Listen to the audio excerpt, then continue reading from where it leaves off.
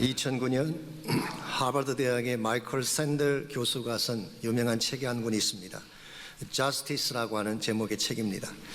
한국에서는 정의란 무엇인가라는 제목으로 번역이 되어서 200만 부 이상이 팔린 초특급 베스트셀러였습니다. 이 책은 마이클 샌델 교수가 하버드 대학에서 20년간 연소로 강의했던 내용을 정리해 놓은 것입니다. 매년 1000여 명이 넘는 학생들이 수강을 함으로써 하버드 대학 역사상 가장 많은 학생들이 수강했던 명강의로 알려져 있습니다. 전 세계 37개국으로 번역이 됐고 한국에서도 TV 시리즈로 방영하기도 했었습니다. 이 책에서 샌델 교수는 정의라고 하는 것을 크게 세 가지 차원에서 소개합니다. 첫 번째로 행복을 극대화하는 것이 정의다. 흔히 말하는 공리주의가 말하는 최대 다수의 최대 행복의 실현을 정의로 보았습니다. 두 번째는 자유를 누리게 하는 것이 정의다. 개인의 권리, 인권, 언론의 자유, 종교의 자유. 미국 헌법도 마찬가지고 한국에서도 주장하는 자유가 바로 이것이죠. 세 번째로 미덕을 세우는 것이 정의다라고 규정했습니다. 즉 도덕적 이상을 실현하는 것을 말하는 것입니다. 이 세 가지 케이스를 여러 가지 예들을 통해서 철학적으로 논리적으로 잘 소개를 하고 있습니다만은 과연 이것만으로 참된 의미에서의 justice, 정의를 정의할 수 있을까요? 디파인할 수 있을까요? 저는 그게 동의를 할 수가 없습니다. 왜냐하면 여기에 소개된 이 모든 가치들은 상대적인 가치이기 때문에 그렇습니다. 절대적 기준이 될 수가 없고 절대적 잣대가 될 수가 없는 것입니다. 예를 들어서 행복이 중요하긴 하지만 나의 행복을 위해 다른 사람의 행복을 깨뜨려도 괜찮은 것일까요? 한국 드라마에 흔히 등장하는 불륜의 케이스처럼 나의 행복을 위해 남의 남자를 빼앗는 경우를 정의라고 말할 수 있을까요? 혹은 자유가 중요하긴 하지만 나의 자유를 위해 공동체의 질서를 깨뜨린다면, 국가의 질서를 깨뜨린다면 이것을 정의라고 말할 수 있을까요? 도덕적인 이상이라고 하는 것도 기준이 애매합니다. 시대를 따라 사회를 따라 기준이 달라지기 때문이죠. 탈레반이 말하는 도덕은 테러를 말합니다. 지난 금요일 목자 수련회 때 우리 모두가 보았던 것처럼 여자를 땅에 가슴까지 묻어놓고 죽을 때까지 돌로 치는 것이 그들이 말하는 정의입니다. 한국의 정치도 마찬가지 아니겠습니까? 정권이 바뀔 때마다 적폐 청산을 외치는데 사실은 그 정권이 또 똑같은 적폐를 행하는, 그래서 정권이 바뀔 때마다 이것이 사이클처럼 돌아가는 케이스를 볼 수가 있습니다. 이런 의미에서 인간이 만든 정의라고 하는 것, 사람이 규정한 정의라고 하는 것은 절대적일 수가 없고 이것을 가지고 정의를 판단할 수가 없습니다. 성경 말씀에 의하면 진정한 차원의 justice는 오직 하나님만이 세울 수 있다고 가르치고 있습니다. 왜냐하면 하나님 한 분에게만 절대적 기준이 되는 의가 있으시기 때문에 righteousness가 없으면 누구를 판단할 수가 없고 righteousness에 근거하지 아니한 정의는 바른 이 정의가 될 수가 없기 때문에 그렇습니다.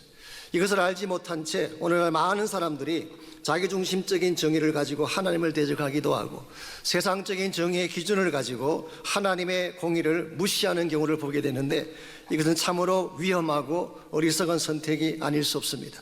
우리가 하나님의 공의를 무시한다고 해서 공의가 없어지는 것이 아니라 때가 되면 반드시 공의에 입각한 심판이 임하게 되고 결과 우리 삶의 터전이 붕괴되는 것입니다. 이런 의미에서 우리가 건강하고 올바른 크리스찬 삶을 살아가기를 원한다면 하나님의 정의가 무엇인지를 바로 깨닫고 그것에 합당한 삶을 추구할 수 있어야 됩니다.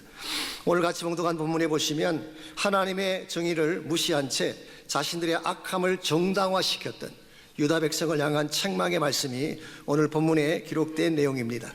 17절 말씀 먼저 보시면은 오늘 본문은 그들의 악함을 다음과 같이 묘사하고 있습니다. 너희가 말로 여호와를 괴롭게 하고도 이르기를 우리가 어떻게 여호와를 괴롭혀 드렸나이까 하는도다. 말을 통해서 여호와를 괴롭혔다고 설명합니다. 괴롭게 했다는 이 말은 근심되게 했다, 지치게 했다, 혹은 아프게 했다 그런 뜻을 갖고 있습니다. 하나님에 대한 원망을 쏟아부음으로 공격하고 하나님을 탓하는 말을 통해서 하나님의 마음을 아프게 한 백성들의 모습. 근데 이와 같은 백성들의 모습은 오늘 처음 시작된 것이 아니라 오랜 역사를 갖고 있습니다. 이와 같은 관행이 언제부터 시작됐을까요? 성경에 의하면 출애굽 때부터 시작되었다고 밝히고 있습니다. 하나님께서 그들에게 자유를 주시고 약속의 땅을 허락해 주셨음에도 불구하고 가는 길이 멀다고 하나님을 원망하고, 물이 없다고 하나님을 원망하고, 고기가 없다고 하나님을 원망하고, 다시금으로 돌아가자고 하나님을 향해 대적했던 40년간의 이스라엘 백성의 관행이 오늘까지 지속된 것을 볼 수가 있습니다. 오늘 본문의 경우는 두 가지 왜곡된 말로 하나님을 괴롭혔습니다. 첫 번째는 모든 악을 행하는 자는 여호와의 눈에 좋게 보이며 그에게 기쁨이 된다고 말하므로, 이것은 하나님의 본성을 왜곡한 말입니다. 여러분, 하나님이 과연 악을 좋게 보고 악한 자의 행적을 기뻐하시는 분일까요? 성경은 정반대를 말합니다.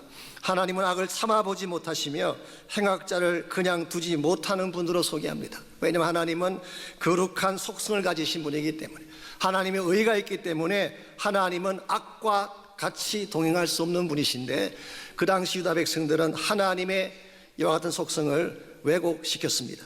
두 번째 케이스가 정의의 하나님이 어디 계시냐 반문했어. Where is the God of justice? 정의를 행하신 하나님이 어디 계시냐.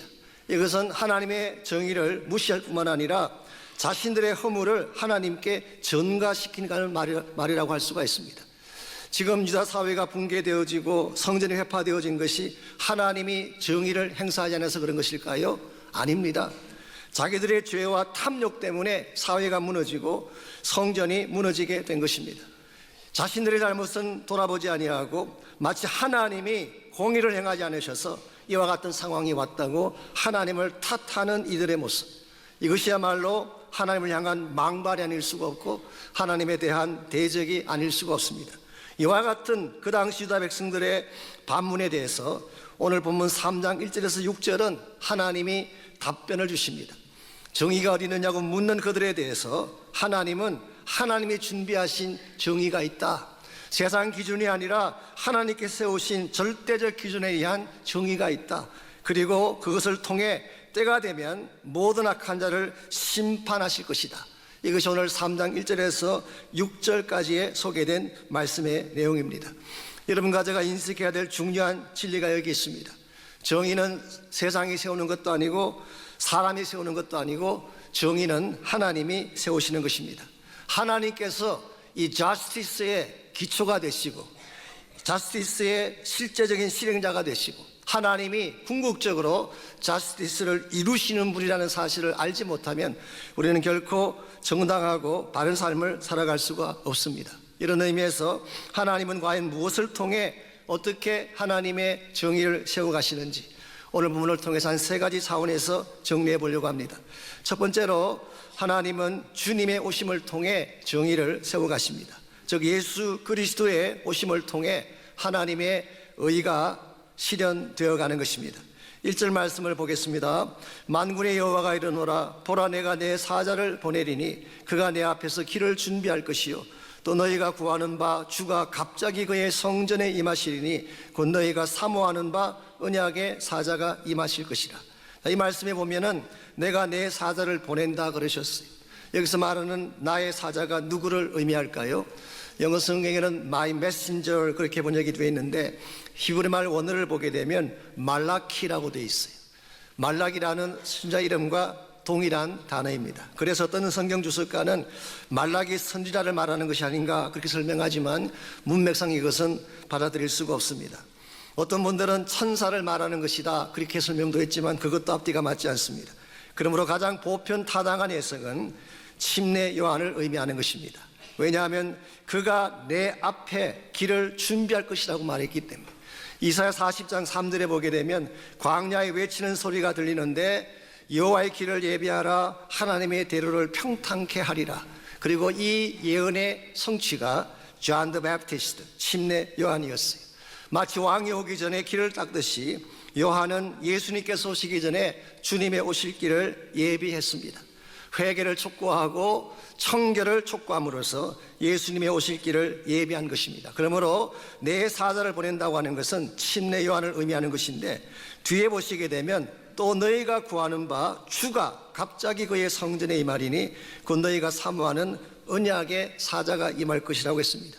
여기에 표현된 주 혹은 언약의 사자는 누구를 지칭하는 것일까요?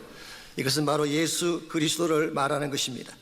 히브리서 12장 24절에 의하면 예수 그리스도는 새 언약의 중보자라고 했습니다. 즉 율법이라고 하는 옛 언약이 아니라 새 언약을 통해 우리를 구원하실 우리의 하나님과 우리 사이에 중보자 됐음을 표현한 것이죠. 이런 측면에서 예수 그리스도가 하나님이 하나님의 의로 올라올 수 있도록 준비하신 의의 핵심이라고 말할 수가 있습니다. 성경은 예수님이 바로 진리시고 의가 되시고 예수 그리스도가 모든 공의의 집행자가 되실 것을 성경은 말씀하고 있습니다. 여러분과 제가 아무리 다른 것을 많이 해도 예수님 만나기 전까지는 의를 경험할 수 없는 이유가 여기 있습니다. 예수님께서 십자가를 지심으로 하나님의 의를 상주시켜 주셨고, 이 예수 그리스도를 만나는 순간 하나님이 인정하시는 의가 우리에게 주어지게 되고, 그때 우리는 비로소 의를 경험하게 되는 것입니다. 만일 주님 만나지 못한 상태에서 본인이 축적해온 도덕성을 가지고 의를 이야기한다면 이것은 하나님 기준에서 볼 때는 절대로 억셉트할 수 없는, 의에 도달하지 못하는 케이스가 되는 것입니다. 솔직히 말씀을 드리면 이 세상은 어두움 가운데 있기 때문에 진정한 차원의 진리나 기준 자체가 없습니다. 사도 요한은 요한복음 1장 5절에서 예수님을 어둠을 비치는 빛이라고 표현하셨어요. 그 이유는 혼란하고 어둠 가운데에 참 진리가 되고 참 의의 기준 되신 분이 예수님이기 때문에, 사도 바울은 디모데후서 4장 8절에서 예수님을 의로우신 재판장이라고 표현했습니다. 우리를 재판할 수 있는 유일하신 분, 자신의 의를 가지고 우리를 심판할 수 있는 유일하신 분이 예수님이시기 때문에, 이런 의미에서 여러분과 제가 참된 의를 발견하려면 예수님을 반드시 만나야 되고 주님을 통해서만 하나님의 의를 향해 나아갈 수가 있습니다. 일반적으로 하나님의 의를 만나게 될 때까지 인간은 자신의 실체를 보지 못합니다. 본인이 괜찮은 줄 아는 그런 성향이 우리 모두에게 있어요. 구약 성경 욥기서를 보게 되면 욥이 하나님의 의를 발견하는 그런 과정이 나와 있습니다. 많은 분들이 욥기서 그러면은 고난에 대한 책이라고 생각을 하지만 물론 그것도 틀린 것은 아닙니다. 욥이 무고하게 고난을 당했고 그럼에도 불구하고 하나님을 원망하지 않았던 내용이 욥기서에 나오기 때문에 욥기서를 innocent suffering, 무고한 자의 고난이다, 그렇게 보는 것이 틀린 것은 아니지만 욥기서 전체의 주제가 과연 그것일까요? 그건 아닙니다. 왜냐하면 욥의 고난에 다루고 있는 것은 욥기서 중에 첫 2장밖에 없습니다. 욥기서가 42장으로 되어 있는데 나머지 40장은 욥이 자신의 의를 디펜드하기를 원했던, 욥이 자신의 의를 주관했던 내용으로 담겨져 있습니다. 그래서 어떤 성경 주석가는 욥기서의 주제를 욥이 입고 있던 자기 중심적인 의의 옷을 벗기기 위한 과정이다, 그렇게 보았어요. 사실상 욥만큼 의로운 자는 없습니다. 욥은 한마디로 표현하면 인간이 도달할 수 있는 최고 수준의 righteousness를 대표하는 분이라고 할 수가 있습니다. 욥기서 1장에 보게 되면 욥은 동방의 의인이었어요. 온전하고 정직하고 하나님을 경외하고 악에서 떠난 자라고 묘사했습니다. 10명의 자녀가 있었는데 잔치가 끝나면 혹시라도 그들이 마음으로라도 하나님께 범죄했을까 봐 그들을 성결케 하고 그들을 위해 번제를 드렸던 사람이 욥이었습니다. 심지어 자기의 모든 것을 다 잃어버렸을 때에도 하나님을 원망하지 않고 주신 자도 여호와시요 취하신 자도 여호와시오니 여호와 이름을 찬양을 받을지라 고백했던 거의 완벽에 가까운 righteousness, 의를 보였던 분이 욥이었습니다. 이와 같은 욥이었기 때문에 욥은 자신도 인식하지 못하는 가운데에 스스로 장식한 의의 옷을 단단히 입고 있었다는 것입니다. 그래서 하나님께서는 이것을 벗기기 위해 제일 먼저 재산을 쳤습니다. 근데 벗겨지지 않았어요. 자녀들을 쳤습니다. 그래도 벗겨지지 않았어요. 질병으로 그의 몸을 쳤지만 그래도 변하지 않았어요. 자, 나중에는 자기 부인을 통해서 저주까지 하면서 하나님을 원망하게 했지만 그래도 욥이 입고 있던 self-righteousness, 자기 중심의 의가 벗겨지지 않았어요. 그래서 하나님은 새 친구를 동원해서 새 사이클에 걸쳐서 욥의 죄를 추궁하고 추궁했지만 욥은 끝까지 자신의 의를 내려놓지 않았습니다. 그랬는데 하나님께서 드디어 폭풍 가운데 나타나셔서 하나님이 말씀하기 시작하는 순간 비로소 욥이 하나님을 보게 됩니다. 귀로 듣기만 했던 그 하나님을 직접 눈으로 바라보는 순간, 즉 하나님의 그 완벽한 의 앞에 서는 순간 욥은 비로소 자기 실체를 깨닫게 되고 티끌과 죄 가운데서 회개한다고 고백한 내용이 욥기서의 내용입니다. 욥이라고 하는 인생이 아무리 라이처스해도 인간적인 차원에서 본다면 아무리 완벽해 보이는 의를 소유했다고 할지라도 하나님의 의 앞에 서면 아무것도 아니라는 사실을 욥기서가 가르치고 있는 것입니다. 욥이 바로 이 하나님의 실체를 직접 보고 자기의 죄인됨을 알게 되는 순간 욥의 인생 가운데 참된 변화가 일어났고, 이것을 통해 욥은 하나님이 기뻐하실 진정한 의의 사람으로 살아가게 된 것입니다. 오늘 여러분과 저에게도 이와 같은 변화가 필요합니다. 우리 가운데 혹시 욥만큼 의롭게 살 자가 있을까요? 저는 그럴 자신이 없습니다. 우리 가운데는 아마 없으리라 생각합니다.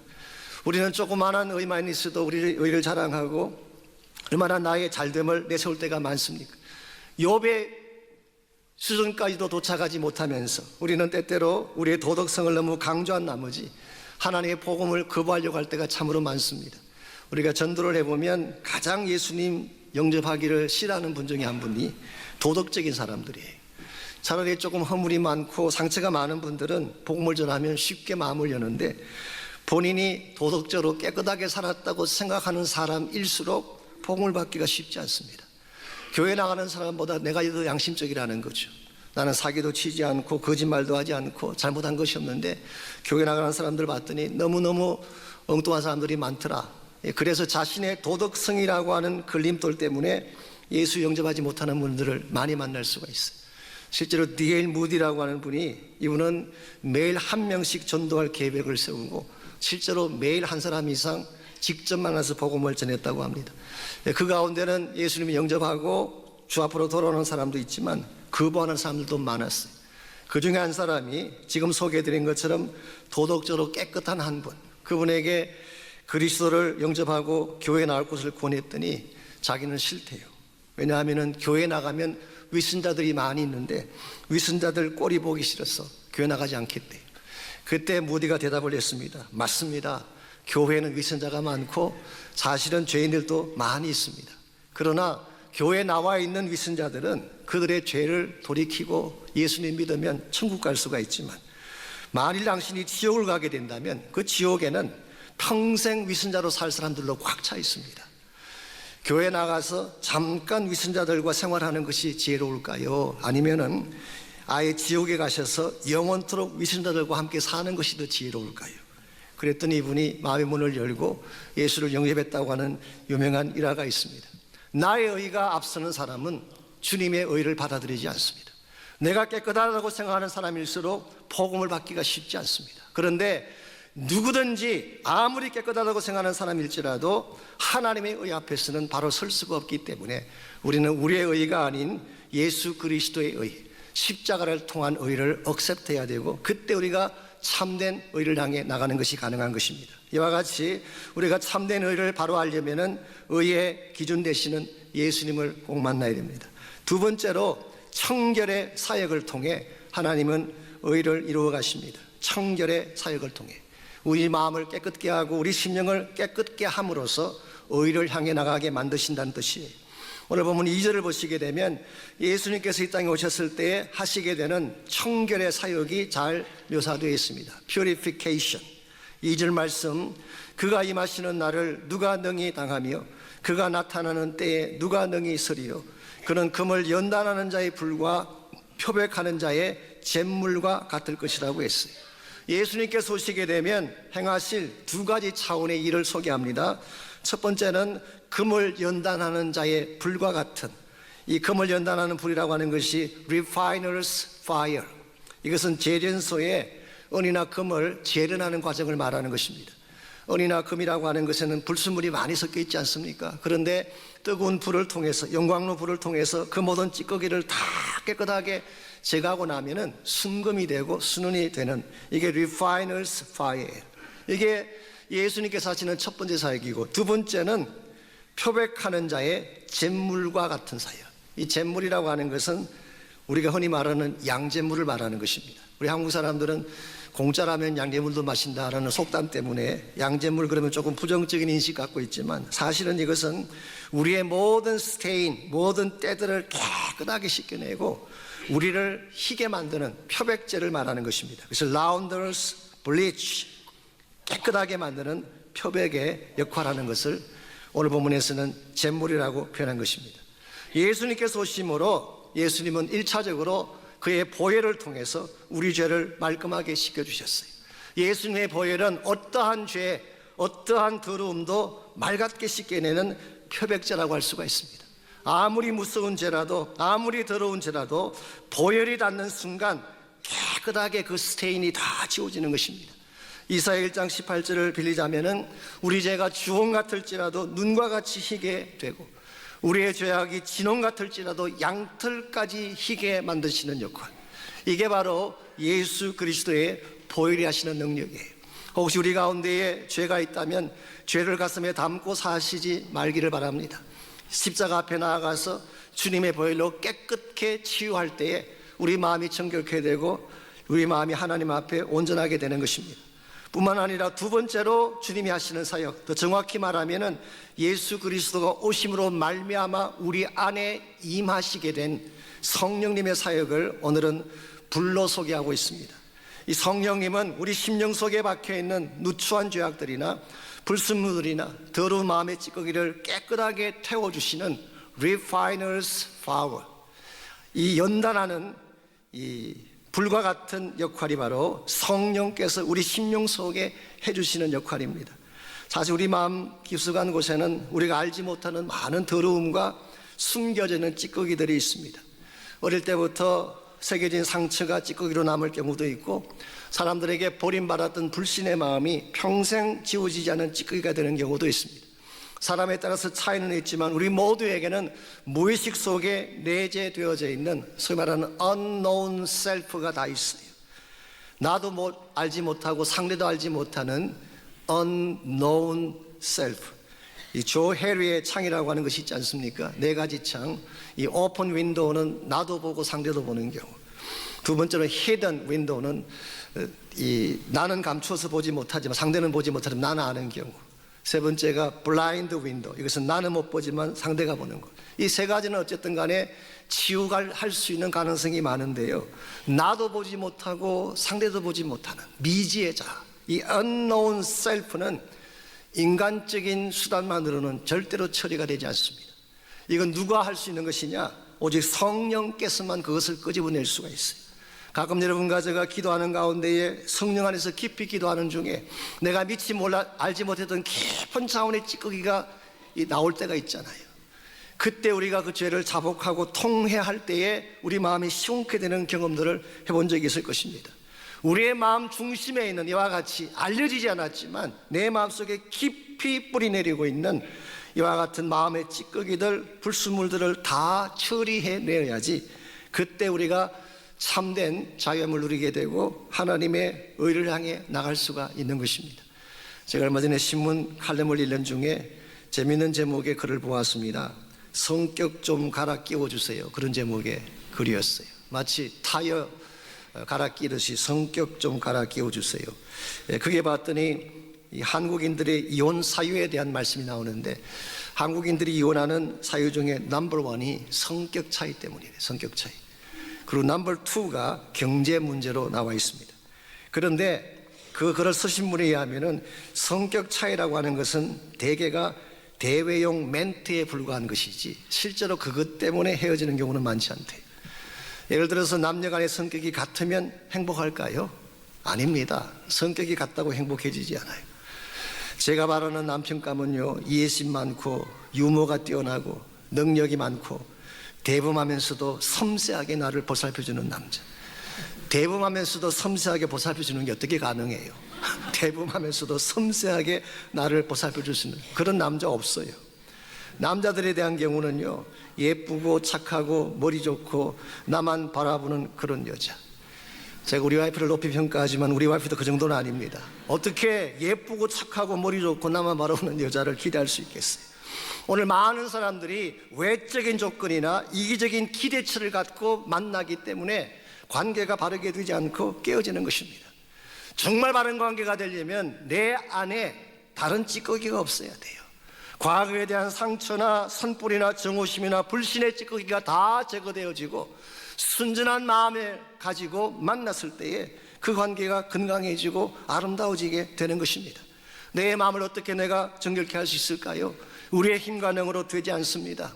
예수님의 보혈로 정결케 하고 나에게 밝혀지지 아니한 더 깊은 차원의 상처들은 성령을 통해서 조명하고 내 심령 깊은 곳까지 성령의 불로 다 태워서 나의 심령이 새롭게 되었을 때 관계가 회복되어지고 참된 차원의 기쁨과 자유를 누리게 되는 것입니다.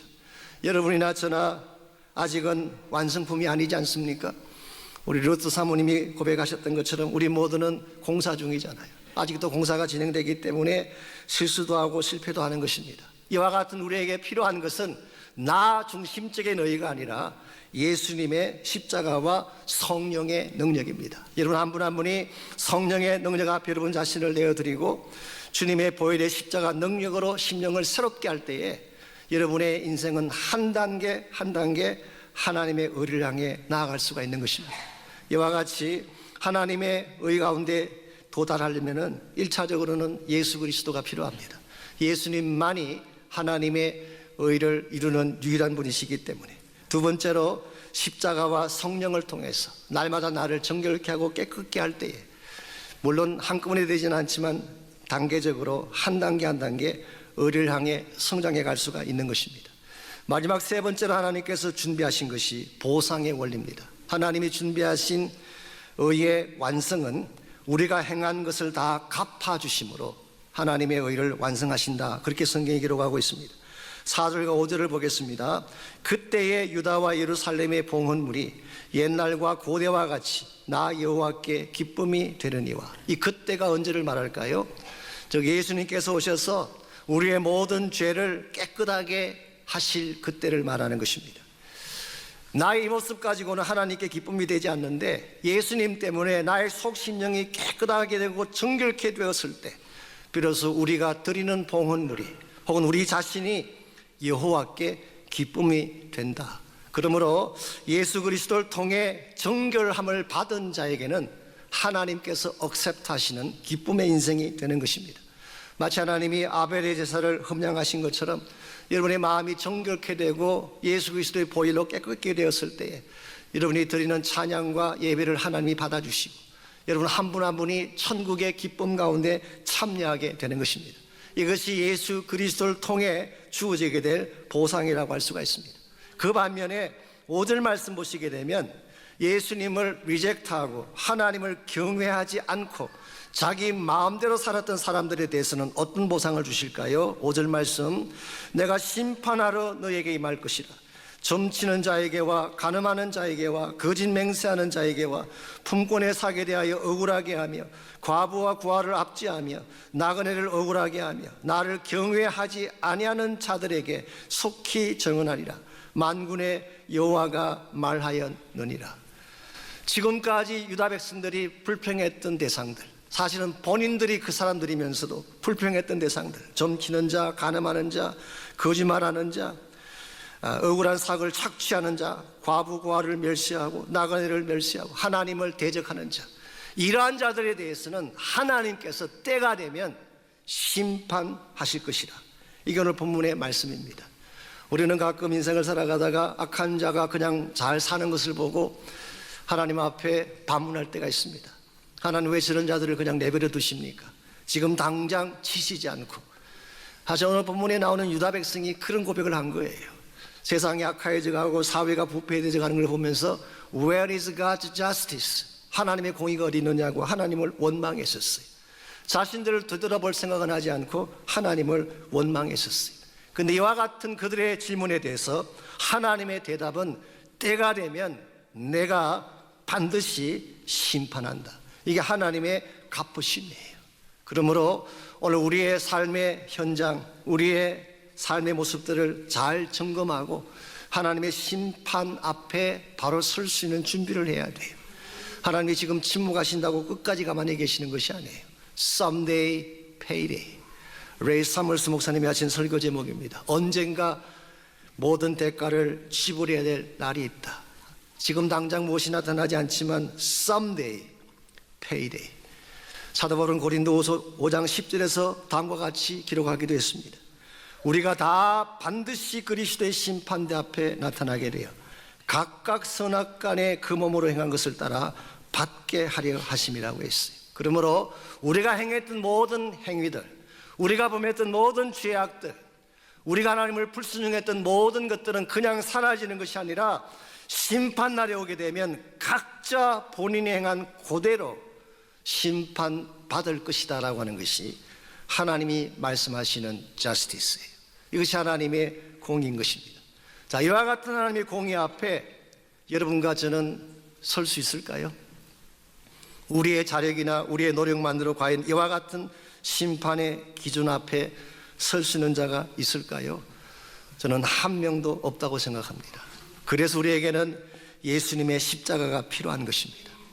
우리의 행한 그대로만을 하나님이 갚으신다면, 흔히 말하는 것은 왜 하나님이 가만히 계시냐고 반문했는데, 만일 하나님이 정말 악한 자들에 대해서 있는 그대로 갚으신다면 하나님의 공의 앞에 설 사람은 한 명도 없습니다. 그럼 우리에게는 하나님의 은혜가 필요하고 예수님의 십자가의 의가 필요한 것입니다. 그래서 6절 말씀 보시면은 하나님은 우리 모두에게 위로가 될 수 있는 귀한 약속을 주십니다. 나 여호와는 변하지 아니하나니 그러므로 야곱의 자손들아 너희가 소멸되지 아니하느니라. 여기서 야곱의 자손들이라고 한 것은 이스라엘 백성 전체를 말한다기보다는 이스라엘 백성들 가운데에 하나님을 믿고 구원받은 백성들을 의미합니다. 소위 말해서 remnant, 남은 자들, 혹은 faith community, 신앙 공동체 안에 속한 사람들. 신학적인 표현을 가져가자면은 예수님의 보배로운 피로 청결케 된 언약의 백성들을 말하는 것입니다. 이와 같은 자들에 대해서는 하나님은 결코 한 번 약속하신 구원의 언약의 약속을 변치 아니하시기 때문에 우리는 소멸되지 않고 살아날 수 있다고 오늘 성경은 밝힙니다. 이것을 우리는 뭐라고 불러야 될까요? 은혜라고 불러야 되는 것입니다. 오늘 여러분과 제가 행한 것이 정당해서 하나님 앞에 바로 설 수 있는 것이 아니라 하나님의 특별하신 은혜로 구원받았기 때문에 하나님 심판대 앞에 서는 것이 가능해진 것입니다. 그러므로 우리가 구해야 될 것은 justice가 아니라 mercy입니다. 공의를 구할 것이 아니라 긍휼을 구해야 되는 것입니다. 우리가 긍휼을 구할 때에 하나님은 우리를 용서해 주시고 우리에게 비록 우리 자신은 부족함이 많지만 예수님의 보배로운 피를 보시고 우리 하나님의 공의 앞에 설 수 있도록 만들어 주시는 것입니다. 언젠가 어떤 분이 저에게 이메일을 보내주셨는데 거기 항상 재미있는 이야기들이 많이 담겨 있습니다. 한 번은 봤더니 70세 생일을 맞이한 노인에 대한 스토리를 보내주셨어요. 70세 생일을 맞이하신 한 분이 갑자기 치통 때문에 치과병원을 찾게 됐습니다. 급하게 차를 몰아서 너무 이빨이 아프니까 갓길에 잠깐 주차하고 병원에 들어갔다 나왔는데 나와보니까 교통순경이 딱지를 붙이고 있었어요. 그 노인이 교통순경에게 사정을 했습니다. 자신은 오늘이 제 70세 생일입니다. 아침부터 이빨이 너무 아파 정신을 차릴 수가 없어서 어쩔 수 없이 이렇게 파킹을 했습니다. 평생 법을 어긴 적이 없는데 생일날 티켓을 받게 되니까 참 마음이 상합니다. 한 번만 봐주세요. 사정을 했어요. 그때 이와 같은 그 대화를 지나가던 사람들이 다 몰려와서 같이 보게 됐어요. 이 경찰이 어떻게 이것을 핸들하나 지켜본 것입니다. 그랬더니 경찰이 한 번만 봐달라고 그렇게 사정하는 노인의 하소연에도 불구하고 냉정한 얼굴로 티켓을 끊은 후에 노인에게 주었어요. 둘러선 사람들이 다 수군거렸습니다. 역시 법은 법이야. 경찰에겐 그것이 정의지. 그게 있어야지 세상이 바르게 굴러가지. 노인도 고지서를 받고 차에 오르면서 혼잣말로 합니다. 하기야 법은 법이지. 그래도 너무하네. 저 냉정한 표정하며 생일날 꼭 이렇게까지 티켓을 줘야 되는지. 그리고 자동차에 탄 노인이 고지서 금액이 얼마인가 확인하려고 고지서를 폈더니 그 안에 아무 금액이 적혀 있지 않고 대신 Happy Birthday 어르신이라는 글자가 적혀 있었어요. 이것을 본 노인이 걸어가는 경찰을 향해 손을 흔들자 경찰도 밝은 미소로 격려를 했다고 합니다. 이와 같은 것을 우리는 긍휼이라고 부르는 것입니다. 내가 마땅히 받아야 될 벌을 받지 아니하는 것, 내가 마땅히 지불해야 될 티켓의 값을 지불하지 않고 봐주는 것, 이게 바로 긍휼입니다. 하나님이 여러분과 저에게 베푸신 긍휼이 이와 같은 것입니다. 우리가 지금까지 행했던 행위를 생각하면 마땅히 지옥행 티켓을 줘야 되지만 하나님은 그렇게 하지 않고 천국 티켓을 주셨어요. 천국의 모든 축복과 기쁨을 마음껏 누리게 해주셨어요. 왜냐하면 내가 받아야 될 형벌의 대가를 예수님께서 대신 지불해 주셨기 때문에 이와 같이 구원받고 이와 같이 하나님의 은혜 앞에 서게 된 자가 여러분과 저입니다. 자, 이와 같은 은혜로 구원받았으니 이제는 마음대로 살아도 괜찮을까요? 아닙니다. 이렇게 용서받고 은혜로 구원받았기 때문에 우리는 더 진실해야 되고 더 거룩해야 됩니다. 예수님의 은혜로 구원받았다는 자가 거룩을 버리고 진실을 버리게 된다면 우리를 용서하신 하나님의 공의가 멸시를 받게 됩니다. 하나님의 영광이 땅에 떨어지게 되는 것입니다. 그러므로 우리가 은혜를 입었기 때문에, 하나님의 긍휼을 입었기 때문에 오히려 세상 사람과 같이 살지 말고 더 진실하게, 더 거룩하게, 더 아름답게 살아서 하나님 영광을 위해 사는 자가 되어야 합니다. 그러므로 오늘 아침 우리 모두가 기도해야 될 기도 제목이 있습니다. 비록 나의 모습은 부족하지만 나에게 진실함의 능력을 달라고 기도하십시오. 신실하게 살 수 있는 힘을 달라고 기도하십시오.